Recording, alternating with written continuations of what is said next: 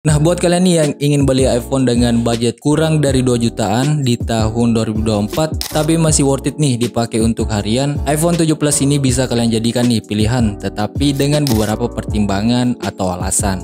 Nah, apa saja kayak itu? Let's get started.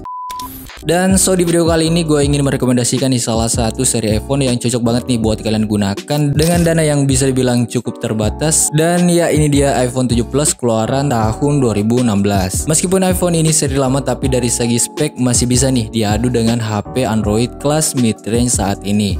Dengan kualitas kamera yang masih bagus, bisa buat game, dan ukuran bodinya itu sangat compact cuy. Nah, langsung aja berikut ini adalah beberapa alasan kenapa iPhone 7 Plus ini masih layak kalian beli di tahun 2024.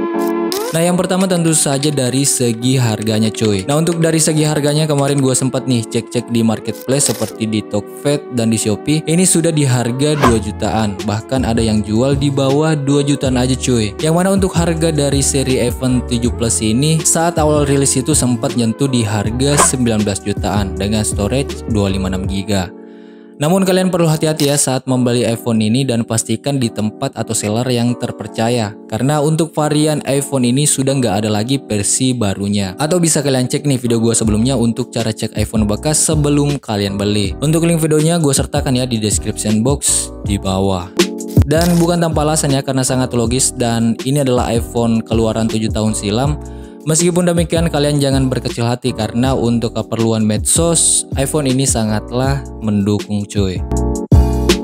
Nah, untuk alasan yang kedua adalah dari segi kamera. Nah, meskipun hanya memiliki satu kamera belakang dengan beresolusi 12 megapiksel, iPhone 7 Plus ini masih layak nih digunakan untuk buat konten Instagram, TikTok, ataupun YouTube. Apalagi untuk upload reels atau story, itu kualitas foto maupun videonya tidak menurun sama sekali. Namun yang perlu kalian catat, untuk stabilisasi kameranya ini bisa dibilang kalah telak dengan iPhone keluaran terbaru saat ini. Tapi nggak masalah karena dengan teknik pengambilan video yang baik, masalah ini bisa kalian atasi.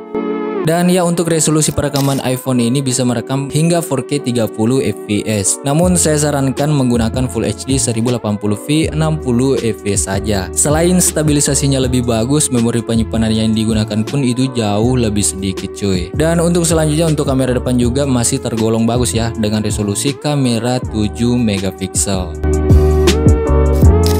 Dan untuk alasan yang ketiga adalah karena bentuknya yang sangat compact. Dan ini agak subjektif ya, karena tiap orang memiliki selera berbeda-beda. Untuk beratnya itu 188 gram dengan dimensi bodi 158,2 x 77,9 x 7,3 mm.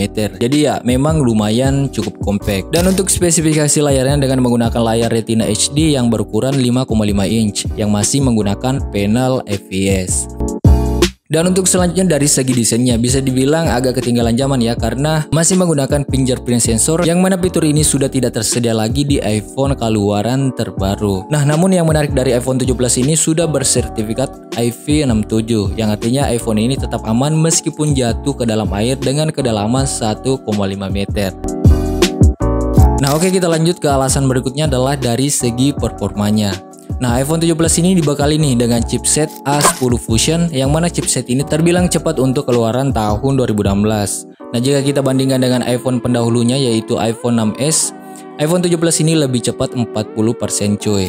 Nah, berdasarkan data secara multitasking juga terbilang bagus meskipun hanya memiliki RAM sebesar 2 GB saja. Dan perlu kalian ingat ya, kalau RAM 2 GB di iPhone itu berbeda dengan RAM 2 GB di Android. Jadi dari segi performa jelas berbeda. Dan untuk kapasitas penyimpanan iPhone 7 Plus yang saya pegang ini adalah 128 GB. Ya, cukup untuk instalasi beberapa aplikasi dan keperluan foto maupun video. Namun beberapa dari kalian yang bertanya apakah sanggup nih buat main game? Dan ya, jawabannya adalah tentu saja sanggup cuy. Untuk main game sekelas Mobile Legends ataupun PUBG. Nah, bisa dibilang lancar, namun untuk penggunaan dalam jangka waktu yang lama, intensitas suhu akan semakin meningkat cuy.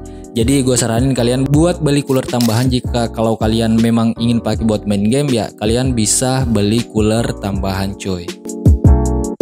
Dan perlu kalian juga tahu ya, kalau iPhone 7 Plus ini sudah memiliki fitur yang namanya fitur NFC. Artinya iPhone ini sudah bisa nih kalian gunakan untuk top up e-money seperti e-tol misalnya. dari pembahasan di atas, di sini gue ingin share nih beberapa pertimbangan yang perlu kalian tahu buat kalian yang ingin membeli iPhone 7 Plus ini di tahun 2024. Nah, yang pertama adalah dari segi baterainya. Jadi kapasitas dari baterai iPhone 7 Plus ini hanya 2900 mAh. Yang artinya untuk pengguna intensitas tinggi, kalian perlu nih melakukan pengecasan 2-3 kali sehari. Apalagi jika baterai health-nya sudah turun banget ya, dan solusinya adalah kalian wajib banget nih membawa power bank jika iPhone yang kalian gunakan itu sebagai daily driver kalian. Nah, untuk berikutnya adalah buat para gamers nih. Nah, sudah jelas bahwa iPhone 7 Plus ini memiliki layar berukuran 5,5 inch. Artinya experience untuk bermain game itu kurang maksimal cuy dengan layar yang berukuran kecil, apalagi dengan kapasitas baterai juga yang tergolong kecil.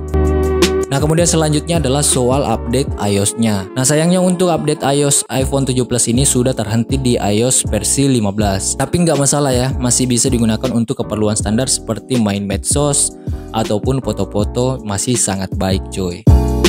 Dan untuk pertimbangan terakhir adalah soal kamera dari iPhone ini. Dengan resolusi kamera 12 megapiksel, untuk kamera utama bisa dibilang kurang untuk ukuran di tahun 2024 cuy.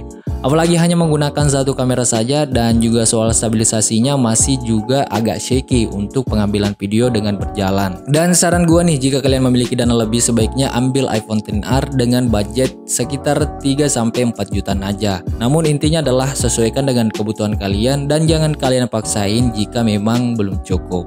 Always kreatif.